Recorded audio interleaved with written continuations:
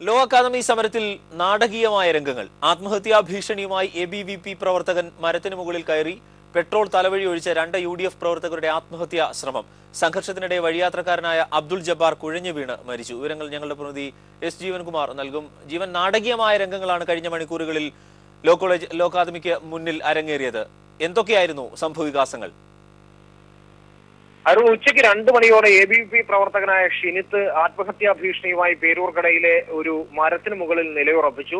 പ്രകടനമായി പിന്നാലെ എത്തിയ വിദ്യാർത്ഥികൾ പേരൂർക്കട കുടപ്പനക്കുന്ന് റോഡ് ഉപരോധിച്ചതോടെ സംഘർഷത്തിന് തുടക്കം കുറിക്കുകയായിരുന്നു.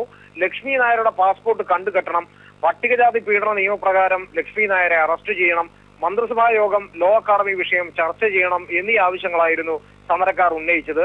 3 മണിയോടെ എത്തിയ സബ് കളക്ടർ ദിവ്യ എസ് അയ്യർ സമരക്കാരുമായി പ്രാഥമികമായ ചർച്ച നടത്തി. തുടർന്ന് ജില്ലാ കളക്ടറേറ്റിലേക്ക് മടങ്ങിപ്പോയ ദിവ്യ എസ് അയ്യർ 5 മണി സംഭവങ്ങളുടെ ഗൗരവം ജില്ലാ കളക്ടർ വെങ്കടേശ്വരയെ അറിയിച്ചു. 5 മണിയോടെ സംഭവവികാസങ്ങൾ ജില്ലാ കളക്ടർ ആഭ്യന്തര സെക്രട്ടറി നളിനി നെറ്റോയെ ബോധ്യപ്പെടുത്തി. ലക്ഷ്മി നായരുടെ പാസ്പോർട്ട് പിടിച്ചെടുക്കാനായി DCP ഡോക്ടർ അരുൾ ബി ആർ കൃഷ്ണ പാസ്പോർട്ട് ഓഫീസർക്ക് കത്ത് നൽകാൻ തീരുമാനിച്ചതായി എക്സിക്യൂട്ടീവ് മജിസ്ട്രേറ്റ് വിദ്യാർത്ഥികളെ തുടർന്ന് സമരസ്ഥലത്തെത്തി അറിയിച്ചു. സമരം ഒത്തുതീർപ്പായതിനെ തുടർന്ന് ആത്മഹത്യാ ഭീഷണി ഷിനിത്തിനെ ഫയർഫോഴ്സ് താഴെ ഇറക്കാൻ ശ്രമിക്കുന്നതിനിടെ സംഘർഷം വീണ്ടും രൂപപ്പെട്ടു. ആക്രോശവുമായി പാഞ്ഞെടുത്ത വിദ്യാർത്ഥികൾ ഷിനിത്തിനെ ഫയർഫോഴ്സ് അറസ്റ്റ് ചെയ്യുകയാണ് എന്നാണ് ആദ്യം കരുതിയത്. തുടർന്ന് മുദ്രാവാക്യം വിളിച്ച് പ്രതിഷേധിച്ചതോടെ സമരസ്ഥലത്തിന് ഇടതുഭാഗത്തായി കൂട്ടം കൂടിയിരുന്ന UDF പ്രവർത്തകരിൽ 2 പേർ പെട്രോൾ തലവഴി ഒഴിച്ചു. ഇതേ തുടർന്ന് സംഘർഷം സ്ഫോടനാത്മകമായ സ്ഥിതിഗതിയിലേക്ക് മാറുകയായിരുന്നു. എന്നാൽ തലവഴി പെട്രോൾ ഒഴിച്ചവരെ ഫയർ എഞ്ചിൻ ഉപയോഗിച്ച് അവരുടെ തലയിലേക്ക് വെള്ളം ചീറ്റിയതോടുകൂടി സമരപന്തലിന് നേരെ ജലപീരങ്കി പ്രയോഗിച്ചു എന്നാരോപിച്ചുകൊണ്ട് കോൺഗ്രസ് പ്രവർത്തകർ പോലീസിന് നേരെ കല്ലെറിഞ്ഞു. എന്നാൽ നേതാക്കളുടെയും പോലീസിന്റെയും ഭാഗത്തു നിന്നുണ്ടായ സംയമനത്തോടുകൂടിയുള്ള നീക്കം കൂടുതൽ കാര്യങ്ങൾ കൈവിട്ടു പോകാതിരിക്കാൻ സഹായിച്ചു. അങ്ങനെ ഒരു വൻ ദുരന്തം ഒഴിവായി എന്ന് തന്നെ പറയാം. ലക്ഷ്മി നായർ രാജിവെച്ചില്ലെങ്കിൽ ഇനിയും ആത്മഹത്യാശ്രമം നടത്തുമെന്ന് മരത്തിൽ നിന്നും താഴെ ഇറങ്ങിയ ഷിനിത്ത് പിന്നീട് മാധ്യമങ്ങൾ പറഞ്ഞു. അതിന്റെ നിലവിൽ ജീവൻകുമാറാണ് വിവരങ്ങൾ നൽകിയത്. ലോ അക്കാദമി വിഷയത്തിലെ സർക്കാർ നിലപാട് നിഷേധാത്മകമാണ് എന്ന് പ്രതിപക്ഷ നേതാവ് രമേശ് ചെന്നിത്തല. സമരം വഴിതിരിച്ചു വിടാനും അട്ടിമറിക്കാനുമാണ് മുഖ്യമന്ത്രി പിണറായി വിജയൻ ശ്രമിക്കുന്നത്. ഘടകകക്ഷികൾ തമ്മിലുള്ള അഭിപ്രായ വ്യത്യാസം രൂക്ഷമാണെന്നും സർക്കാർ മാനേജ്മെന്റിന് വിടുപണി ചെയ്യുകയാണ് എന്നും രമേശ് ചെന്നിത്തല കുറ്റപ്പെടുത്തി. മുഖ്യമന്ത്രി തന്നെ മുൻകൈയെടുത്ത സമരം അവസാനിപ്പിക്കണമെന്നും അദ്ദേഹം തിരുവനന്തപുരത്ത് ആവശ്യപ്പെട്ടു. ഇത് സൂചിപ്പിക്കുന്നത് മുന്നണി ഭരണത്തിന്റെ കെട്ടുറപ്പ് നഷ്ടപ്പെട്ടു എന്നുള്ളതാണ്. ലോ അക്കാദമിയുടെ സമരം വഴിതിരിച്ചു വിടുന്നതിനും അട്ടിമറിക്കാനുള്ള ശ്രമമാണ് മുഖ്യമന്ത്രി നടത്തുന്നത്. ഇല്ലാത്ത കാര്യങ്ങളാണ് അദ്ദേഹം ഈ സമരവുമായി ബന്ധപ്പെട്ട് പറഞ്ഞുകൊണ്ടിരിക്കുന്നത്. അപ്പോൾ ഈ സമരം അനിശ്ചിതമായി നീട്ടിക്കൊണ്ടു പോകാനുള്ള മുഖ്യമന്ത്രിയുടെ ശ്രമം വളരെ വളരെ അപലപനീയമാണ്. ഗവൺമെൻറ് പൂർണ്ണമായും മാനേജ്മെൻറ്റിന് പൂർണ്ണമായും വിടുപണി ചെയ്യുന്ന നിലയിലേക്ക് മാറിക്കഴിഞ്ഞിരിക്കുന്നു. പരിഹരിക്കാൻ മുഖ്യമന്ത്രി തന്നെ മുൻകൈ എടുക്കണം. ഇപ്പോൾ അതിൻ്റെ സമയമായിരിക്കുന്നു. ഒന്നാമത്തെ കക്ഷിയും രണ്ടാമത്തെ കക്ഷിയും തമ്മിലുള്ള അഭിപ്രായ വ്യത്യാസങ്ങൾ പ്രകടമായി തന്നെ ജനങ്ങൾക്ക് ബോധ്യപ്പെടുകയാണ്. സമരം പരിഹരിക്കാൻ മുഖ്യമന്ത്രി ഇടപെടണമെന്ന് കാനം രാജേന്ദ്രൻ. പ്രതിപക്ഷത്തിന് മുതലെടുപ്പ് നടത്താൻ അനുവദിക്കരുതെന്നും കാനം പറഞ്ഞു.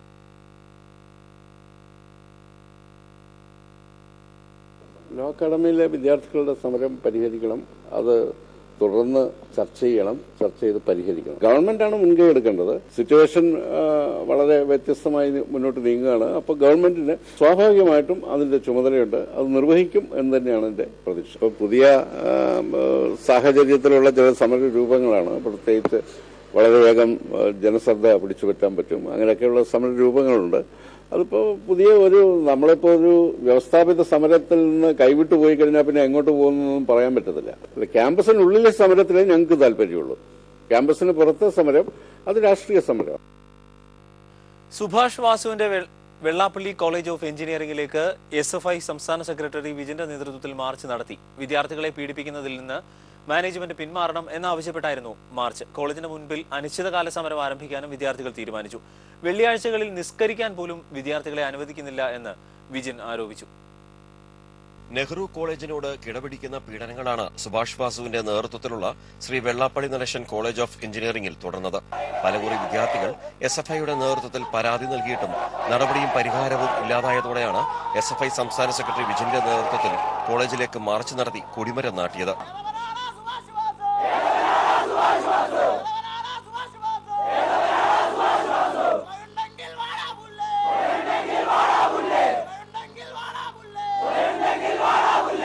താടി വെക്കരുത്, ഹാൻഡ് ചുരുട്ടി വെക്കരുത്, ഇന്റേണൽ മാർക്കിലെ കളി, ഹോസ്റ്റലിൽ മറ്റൊരാളുടെ ബെഡിൽ ഇരുന്നാൽ ഫൈൻ, മെത്ത ചുളിഞ്ഞാൽ ഫൈൻ, ഫൈനുകളുടെ മേളയായിരുന്നു കോളേജിലെന്ന് വിദ്യാർത്ഥികൾ പറഞ്ഞു. ഇതിനെയൊക്കെ എതിർത്താൽ ഇടിമുറിയിലെ സ്നേഹപ്രകടനം വേറെയും സഹിക്കേണ്ടി വരും. വെള്ളിയാഴ്ചകളിൽ നിസ്കരിക്കുന്നതിനും വിദ്യാർത്ഥികൾക്ക് വിലക്കുണ്ടെന്നും വിദ്യാർത്ഥികൾ വെളിപ്പെടുത്തി. സുഭാഷ് വാസുവിനും ട്രസ്റ്റിലെ മറ്റംഗങ്ങൾക്കും ശക്തമായ മുന്നറിയിപ്പാണ് SFI നൽകിയത്. മറ്റ് സ്വാശ്രയ സ്ഥാപനങ്ങൾ ഉള്ളതുപോലെ തന്നെ ഇടിമുറി, ഫൈനിന്റെ പ്രളയം തുടങ്ങിയ നിരവധി പരാതികളാണ് വിദ്യാർത്ഥികൾ ഈ കോളേജിലും ഉന്നയിച്ചിട്ടുള്ളത്. അനിശ്ചിതകാല സമരത്തിലേക്കാണ് SFI നീങ്ങാൻ പോകുന്നത്. ശ്രീ വെള്ളാപ്പള്ളി നടേശൻ കോളേജ് ഓഫ് എഞ്ചിനീയറിംഗിന്റെ മുന്നിൽ നിന്ന് ആലപ്പുഴയിലെ ഷാജഹാനും പ്രമോദ് പന്തിയോടിനുമൊപ്പം രാജ്കുമാർ. തമിഴ്നാട് മുഖ്യമന്ത്രിയായുള്ള ശശികലയുടെ സത്യപ്രതിജ്ഞാ ചടങ്ങിന് ഗവർണർ അനുമതി നൽകിയില്ല. സുപ്രീം കോടതി വിധി വരാനിരിക്കെ അനുവാദം നൽകേണ്ടതില്ല എന്ന് അറ്റോർണി ജനറൽ നിയമോപദേശം നൽകിയിരുന്നു. അതേസമയം ശശികല മുഖ്യമന്ത്രി സ്ഥാനം ഏറ്റെടുക്കുന്നതിനെതിരെ മുതിർന്ന DMK നേതാക്കൾ രംഗത്തെത്തി. ആശുപത്രിയിൽ പ്രവേശിപ്പിക്കുന്നതിന് മുൻപ് ജയലളിതയ്ക്കെതിരെ പോയസ് ഗാർഡനിൽ ആക്രമണമുണ്ടായെന്ന മുൻ സ്പീക്കർ കൂടിയായ PH പാണ്ഡ്യൻ ആരോപിച്ചു. അതിനിടയിൽ DMK നേതാക്കൾ നാളെ പ്രധാനമന്ത്രിയുമായി ചർച്ച നടത്തും. തമിഴ്നാട് മുഖ്യമന്ത്രിയായിരിക്കെ ശശികല നടരാജന്റെ സത്യപ്രതിജ്ഞാ ചടങ്ങുകൾക്ക് മദ്രാസ് സർവകലാശാല ശതാബ്ദി ഹാളിൽ ഒരുക്കങ്ങൾ പൂർത്തിയായെങ്കിലും ഗവർണർ അനുമതി നൽകാൻ തയ്യാറായില്ല. പനീർസെൽവത്തിന്റെ രാജി അംഗീകരിച്ചെങ്കിലും ബദൽ സംവിധാനം ഉണ്ടാകും വരെ തുടരാനാണ് ഗവർണർ പനീർസെൽവത്തിന് നൽകിയ നിർദ്ദേശം. ശശികല ഉൾപ്പെട്ട അനധികൃത സ്വത്ത് സമ്പാദന കേസിലെ സുപ്രീം കോടതി വിധി അറിഞ്ഞ ശേഷം അനുമതി നൽകിയാൽ മതിയെന്ന് അറ്റോർണി ജനറൽ ഗവർണർക്ക് നിയമോപദേശം നൽകിയിരുന്നു. കേന്ദ്ര ആഭ്യന്തരമന്ത്രി രാജ്നാഥ് സിംഗുമായി കൂടിക്കാഴ്ച നടത്തിയ ശേഷം മഹാരാഷ്ട്രയുടെ ചുമതല കൂടിയുള്ള ഗവർണർ ദില്ലിയിൽ നിന്ന് ചെന്നൈയിലേക്ക് പോകാതെ മുംബൈയിലേക്കാണ് തിരിച്ചത്. അതിനിടയിൽ ശശികലയ്ക്കെതിരെ DMKയിൽ ഒരു വിഭാഗം നേതാക്കൾ രംഗത്തെത്തി. ശശികലയുടെയും ഭർത്താവ് നടരാജന്റെയും ശതകോടികളുടെ ഇടപാടുകൾ കണ്ടെത്തിയതിനാലാണ് ഷീല ബാലകൃഷ്ണനും മറ്റ് IAS ഉദ്യോഗസ്ഥർക്കും രാജിവെക്കേണ്ടി വന്നതെന്ന് വനിതാ വിഭാഗം നേതാവ് KS ഗീത ആരോപിച്ചു. ജയലളിത ആശുപത്രിയിൽ പ്രവേശിപ്പിക്കപ്പെട്ട ദിനം പോയിസ് ഗാർഡനിൽ വാക്കുതർക്കമുണ്ടായെന്നും ജയലളിതയെ ആരോ പിടിച്ച് തള്ളിയെന്നും വീണുവെന്നും ശശികലയുടെ മുഖ്യമന്ത്രി സ്ഥാനം അംഗീകരിക്കില്ലെന്നും ആരോപിച്ച് DMKയുടെ മുതിർന്ന നേതാവ് PH പാണ്ഡ്യനും രംഗത്തെത്തി. രാഷ്ട്രീയ നാടകങ്ങൾക്കൊടുവിൽ DMKയുടെ വർക്കിംഗ് പ്രസിഡന്റ് MK സ്റ്റാലിൻ നാളെ പ്രധാനമന്ത്രി നരേന്ദ്രമോദി, ആഭ്യന്തരമന്ത്രി രാജ്നാഥ് സിംഗ് എന്നിവരുമായി കൂടിക്കാഴ്ച നടത്തും. News bureau, Dilli. കൃത്യസമയത്തായിരുന്നു നോട്ടുമാറ്റ പ്രഖ്യാപനമെന്ന് ന്യായീകരിച്ച പ്രധാനമന്ത്രി നരേന്ദ്രമോദി. നോട്ടുമാറ്റത്തിന് ശേഷം ആദ്യമായി ലോക്സഭയിൽ സംസാരിക്കുകയായിരുന്നു അദ്ദേഹം. പ്രഖ്യാപനത്തിന് ശേഷം ജീവന് ഭീഷണിയുണ്ടെന്ന് പറഞ്ഞത് വെറുതെയല്ല, എന്തിനേയും നേരിടാൻ തയ്യാറാണ്. അഴിമതി ആരോപണം ഉന്നയിച്ച് ഭൂകമ്പം സൃഷ്ടിക്കുമെന്ന് പറഞ്ഞ രാഹുൽ ഗാന്ധിക്കും പരിഹാസം. ഇന്നലെ രാത്രി ദില്ലിയിൽ ഭൂചലനം ഉണ്ടായെന്നും മോദി പരിഹസിച്ചു. നോട്ടുമാറ്റ പ്രഖ്യാപനം കഴിഞ്ഞ 3 മാസത്തിനു ശേഷം പ്രധാനമന്ത്രി പാർലമെന്റിൽ മൗനം വെടിഞ്ഞു. രാഷ്ട്രപതിയുടെ നയപ്രഖ്യാപന പ്രസംഗത്തിന്മേലുള്ള നന്ദി പ്രമേയ ചർച്ചയ്ക്ക് മറുപടി നൽകി സംസാരിച്ച മോദി നോട്ടുമാറ്റത്തെ ന്യായീകരിക്കാനാണ് മുഴുവൻ സമയവും ശ്രമിച്ചത്. സംവാദത്തിന് കേന്ദ്ര സർക്കാർ തയ്യാറാണ്. പക്ഷേ TV പ്രതികരണങ്ങളുടെ ആരോപണം ഉന്നയിക്കാനാണ് പലർക്കും താല്പര്യം. പല വമ്പന്മാരും വേദനിക്കപ്പെട്ടു. അവർ തന്റെ ജീവനെതിരെ ഭീഷണി ഉയർത്തിയിട്ടുണ്ട്. പക്ഷെ എന്തും നേരിടാൻ തയ്യാർ. ആരോഗ്യകരമായ അവസ്ഥയിലെ ശസ്ത്രക്രിയ ചെയ്യാനാകൂ. അങ്ങനെയെങ്കിൽ കൃത്യസമയത്ത് നോട്ടുമാറ്റം പ്രഖ്യാപിച്ച് കള്ളപ്പണത്തിനെതിരായ ശസ്ത്രക്രിയ നടത്താനായി എന്നും മോദി അവകാശപ്പെട്ടു. സ്വച്ഛ് ഭാരതിന് സമാനമായി നോട്ടുമാറ്റം രാജ്യത്തെ ശുദ്ധീകരിക്കും. കോൺഗ്രസിനെതിരെയും മോദി തിരിഞ്ഞു. അഴിമതി ആരോപണം ഉന്നയിച്ച് ഭൂകമ്പമുണ്ടാക്കുമെന്ന് രാഹുൽ ഗാന്ധി ശീതകാല സമ്മേളനത്തിൽ പറഞ്ഞിരുന്നു. ഇന്നലെ ദില്ലിയിലുണ്ടായ ഭൂകമ്പത്തെ പരാമർശിച്ച മോദി അവസാനം രാഹുൽ ഗാന്ധി പറഞ്ഞ ഭൂകമ്പം വന്നുവെന്നും പരിഹസിച്ചു. കോൺഗ്രസിന്റെ ഭരണകാലത്ത് സമാന്തര സമ്പദ് വ്യവസ്ഥ രൂപപ്പെട്ടിരുന്നു. അതിനെതിരെയാണ് പോരാട്ടം. സ്വാതന്ത്ര്യം നേടിത്തന്നത് ഒരു കുടുംബം മാത്രമെന്ന് കോൺഗ്രസ് കരുതുന്നു. അഴിമതി രാജ്യസേവനമായും അവർ കൊണ്ടു നടക്കുന്നു. കോൺഗ്രസ് നേതാക്കൾ രാജ്യത്തിനു വേണ്ടി മരിച്ചപ്പോൾ BJPയിൽ ഒരു പട്ടിയെങ്കിലും കൊല്ലപ്പെട്ടോ എന്ന് മല്ലികാർജുന ഖാർഗെ കഴിഞ്ഞ ദിവസം ചോദിച്ചിരുന്നു. ഇതിനും മോദി മറുപടി നൽകി. പട്ടികളെപ്പോലെ വളർന്നവരല്ല ഞങ്ങൾ.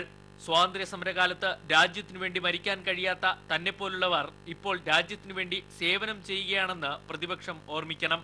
തെരഞ്ഞെടുപ്പിന്റെ കണ്ണാടിയിലൂടെ എല്ലാം കാണുന്നില്ല. നാടിന്റെ താല്പര്യമാണ് പ്രധാനം.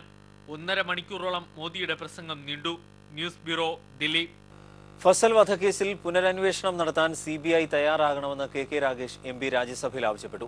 CPIM നേതാക്കളായ കാരായി രാജനും കാരായി ചന്ദ്രശേഖരനെയും കള്ളക്കേസിൽ കുടുക്കി പീഡിപ്പിക്കുന്നത് കടുത്ത മനുഷ്യാവകാശ ലംഘനമാണെന്നും രാഗേഷ് പറഞ്ഞു. ഫസൽ വധക്കേസിൽ CBI പ്രതി ചേർത്ത CPIM നേതാക്കളായ കാരായി രാജനും കാരായി ചന്ദ്രശേഖരനും 2 വർഷത്തോളം ജയിൽവാസത്തിന് ശേഷം 3.5 വർഷമായി സ്വന്തം ജില്ലയിൽ പോലും പ്രവേശിക്കാനാകാത്ത വിധത്തിൽ കഴിയുകയാണ്. സ്വന്തം നാട്ടിൽ പോലും പോകാൻ അനുവദിക്കാത്ത തരത്തിലുള്ള കർശന ജാമ്യ വ്യവസ്ഥ നാടുകടത്തലായി മാറിയിരിക്കുകയാണെന്ന് KK രാഗേഷ് MP രാജ്യസഭയിൽ ചൂണ്ടിക്കാട്ടി. RSS ആണ് ഫസൽ വധത്തിന് പിന്നിലെന്ന് മോഹനൻ കേസിലെ പ്രതിയുടെ കുറ്റസമ്മത മൊഴിയോടെ വ്യക്തമായി കഴിഞ്ഞു. എന്നിട്ടും CBI പുനരന്വേഷണത്തിന് തയ്യാറാകുന്നില്ല. രാജ്യത്തെ പരമോന്നത അന്വേഷണ ഏജൻസിയായ CBI ഭരണക്കാരുടെ കയ്യിലെ ചട്ടുകമായി മാറുന്നത് ദൗർഭാഗ്യകരമാണെന്നും രാഗേഷ് പറഞ്ഞു. CBI കൂട്ടിലടച്ച തത്തയാണെന്ന രാഗേഷിന്റെ പരാമർശം സഭാരേഖകളിൽ നിന്ന് നീക്കം ചെയ്യുമെന്ന് രാജ്യസഭാ ഉപാധ്യക്ഷൻ PJ കുര്യൻ പറഞ്ഞു. KK രാഗേഷ് വിഷയം അവതരിപ്പിക്കവേ BJP അംഗങ്ങൾ സഭയിൽ ബഹളം വെച്ചു. M Santhosh, news bureau, Delhi. Solar കേസിൽ നുണപരിശോധനയ്ക്ക് തയ്യാറല്ലെന്ന് ഉമ്മൻചാണ്ടി. നിലവിൽ നുണപരിശോധന നടത്തേണ്ട സാഹചര്യമില്ലെന്ന് സോളാർ കമ്മീഷൻ മുൻപാകെ ഉമ്മൻചാണ്ടി പറഞ്ഞു. കക്ഷികളുടെ വിസ്താരം പൂർത്തിയാകാത്തതിനെ തുടർന്നാണ് ഉമ്മൻചാണ്ടി ഇന്ന് വീണ്ടും സോളാർ കമ്മീഷനിൽ ഹാജരായത്. സോളാർ കേസിൽ നുണപരിശോധനയ്ക്ക് തയ്യാറല്ലെന്ന മുൻ നിലപാട് ഉമ്മൻചാണ്ടി ആവർത്തിച്ചു. ഗവൺമെന്റ് പ്ലീഡർ വിസ്തരിക്കുന്നതിനിടെയാണ് നുണപരിശോധന നടത്തേണ്ട സാഹചര്യമില്ലെന്ന് ഉമ്മൻചാണ്ടി മറുപടി നൽകിയത്. അന്വേഷണ ഉദ്യോഗസ്ഥർ ആവശ്യപ്പെട്ടാൽ അപ്പോൾ ആലോചിക്കാമെന്നും ഉമ്മൻചാണ്ടി പറഞ്ഞു. താൻ സമർപ്പിച്ച സോളാർ പദ്ധതി ഉമ്മൻചാണ്ടി തട്ടിയെടുത്തെന്ന് പരാതിപ്പെട്ട ചാലക്കുടി സ്വദേശി CL ആൻഡോ ഉമ്മൻചാണ്ടിയെ നേരിട്ട് വിസ്തരിച്ചു. 2011 മുഖ്യമന്ത്രിയായിരുന്ന ഉമ്മൻചാണ്ടിയെ നേരിട്ട് കണ്ടാണ് തന്റെ സോളാർ പദ്ധതിയെക്കുറിച്ച് അറിയിച്ചതെന്ന് ആൻഡോ പറഞ്ഞു. ഉടൻ തന്നെ ഉമ്മൻചാണ്ടി മന്ത്രി KC ജോസഫിനെ വിളിക്കുകയും ആൻഡോയുമായി സംസാരിച്ച് റിപ്പോർട്ട് നൽകാൻ നിർദ്ദേശിക്കുകയും ചെയ്തുവെന്ന് ഉമ്മൻചാണ്ടി സമ്മതിച്ചു. തുടർ നടപടി ഉണ്ടാവാതിരിക്കാൻ കാരണമെന്തെന്ന് ആൻഡോ ചോദിച്ചു. ആൻഡോയുടെ പദ്ധതി സാധ്യമായ ഒന്നല്ല എന്നാണ് ഉദ്യോഗസ്ഥർ അറിയിച്ചതെന്ന് ഉമ്മൻചാണ്ടി പറഞ്ഞു. ഇക്കാര്യം ആൻഡോയെ രേഖാമൂലം അറിയിച്ചിരുന്നോ എന്ന ചോദ്യത്തിന് ഉമ്മൻചാണ്ടി വ്യക്തമായ മറുപടി നൽകിയില്ല.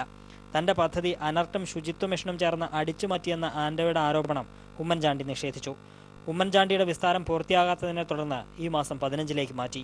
News bureau, Kochi. Kanpur train അട്ടിമറിയുടെ മുഖ്യ സൂത്രധാരൻ നേപ്പാൾ സ്വദേശി ഷംസുൽ ഹുദ പിടിയിൽ. ദുബായിൽ നിന്ന് പുറത്താക്കിയതിനു പിന്നാലെയാണ് ഷംസുൽ നേപ്പാളിൽ അറസ്റ്റിലാകുന്നത്. അധോലോക കുറ്റവാളി ദാവൂദ് ഇബ്രാഹിമിന്റെ സംഘവുമായി ബന്ധമുള്ള ISI ഏജന്റാണ് ഷംസുൽ എന്നാണ് പോലീസ് നിഗമനം. കാൺപൂരിൽ കഴിഞ്ഞ നവംബർ 20-ന് ഇൻഡോർ പട്ന, ഡിസംബർ 28-ന് അജ്മീർ സിയാൽദ എക്സ്പ്രസ് എന്നീ ട്രെയിനുകൾ പാളം തെറ്റി 150 പേർ കൊല്ലപ്പെട്ട സംഭവത്തിന് പിന്നിൽ പാകിസ്ഥാൻ ചാരസംഘടനയായ ISI ആണ് എന്ന വിവരം നേരത്തെ പുറത്തു വന്നിരുന്നു. ISIയുടെ പദ്ധതിക്ക് വേണ്ട സഹായങ്ങൾ അടക്കം നൽകിയത് ഷംസുലായിരുന്നു. ഇയാൾ പിടിയിലായതോടെ പല കേസുകളിലും നിർണായകമായ നിഗമനങ്ങളിലെത്താൻ സാധിക്കും എന്നാണ് കരുതുന്നത്. വിജിലൻസ് ഡയറക്ടർ ജേക്കബ് തോമസിനെതിരായ 3 ഹർജികൾ കോടതി തള്ളി. ആരോപണങ്ങളിൽ കഴമ്പില്ലെന്ന് കണ്ടെത്തിയാണ് മൂവാറ്റുപുഴ വിജിലൻസ് കോടതി ഹർജികളിൽ തീർപ്പ് കൽപ്പിച്ചത്. CM എല്ലാം പറഞ്ഞല്ലോ, പിന്നെ ഞാൻ പ്രത്യേകിച്ചൊന്നും പറയേണ്ട കാര്യമില്ലല്ലോ. നമ്മുടെ സംസ്ഥാനത്തിൻ്റെ എല്ലാ കാര്യങ്ങളും പറയേണ്ട ആൾ തന്നെ പറഞ്ഞിട്ടുണ്ട്. ഞാൻ നന്മയുള്ളവരുടെ കൊച്ചി ഉദയംപേരൂരിൽ യുവതിയെ വെട്ടി പരിക്കേൽപ്പിച്ചു. തലയ്ക്കും കൈക്കും പരിക്കേറ്റ പെൺകുട്ടിയെ സ്വകാര്യ ആശുപത്രിയിൽ പ്രവേശിപ്പിച്ചു. പെൺകുട്ടിയെ ആക്രമിച്ച 10 മൈൽ സ്വദേശി അമലിനെ പോലീസ് കസ്റ്റഡിയിലെടുത്തു. ഉദയംപേരൂർ 10 മൈലിന് സമീപമാണ് സംഭവം. പ്രണയനൈരാശ്യമാണ് യുവാവിനെ അക്രമത്തിന് പ്രേരിപ്പിച്ചതെന്നാണ് പോലീസ് പറയുന്നത്. ഇരുവരും അയൽവാസികളാണ്. അമൽ ശല്യം ചെയ്തതിനെ തുടർന്ന് പെൺകുട്ടി പെരുമ്പളത്തുള്ള ബന്ധുവീട്ടിലായിരുന്നു താമസം. വസ്ത്രമെടുക്കാനായി 10 മൈലുള്ള വീട്ടിലെത്തിയപ്പോൾ അമൽ ആക്രമിക്കുകയായിരുന്നുവെന്നാണ് പോലീസ് പറയുന്നത്. പുതിയ വെട്ടുകത്തി വാങ്ങിക്കൊണ്ടുവന്നാണ് അമൽ 20-കാരിയായ പെൺകുട്ടിയെ ആക്രമിച്ചത്. ആക്രമണത്തിൽ യുവതിയുടെ കൈക്കും തലയ്ക്കും പരിക്കേറ്റു.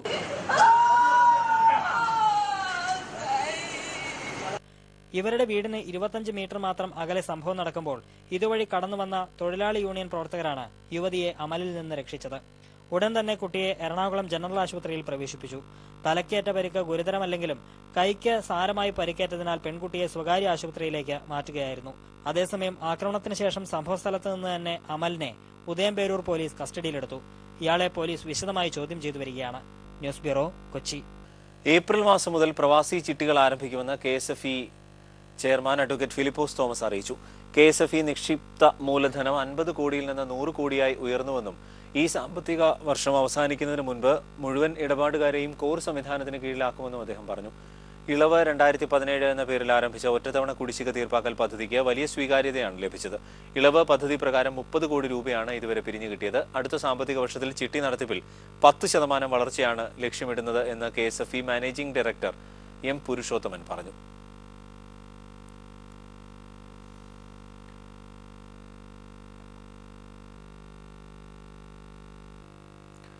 ഈ വർഷത്തെ മലങ്കര കത്തോലിക്ക പുരസ്കാരം global Indian association president Rajeev ജോസഫിന്. മധ്യ തിരുവിതാംകൂറിൽ ജനകീയ എയർപോർട്ട് പദ്ധതി കൊണ്ടുവരാനുള്ള ശ്രമങ്ങൾക്കാണ് പുരസ്കാരം. അഭിവന്ദ്യ തോമസ് മാർ കുരിലോസ് മെത്രോപൊലിത്തയും ആന്റോ ആന്റണി എംപിയും ഒരുമിച്ചാണ് പുരസ്കാരം നൽകിയത്.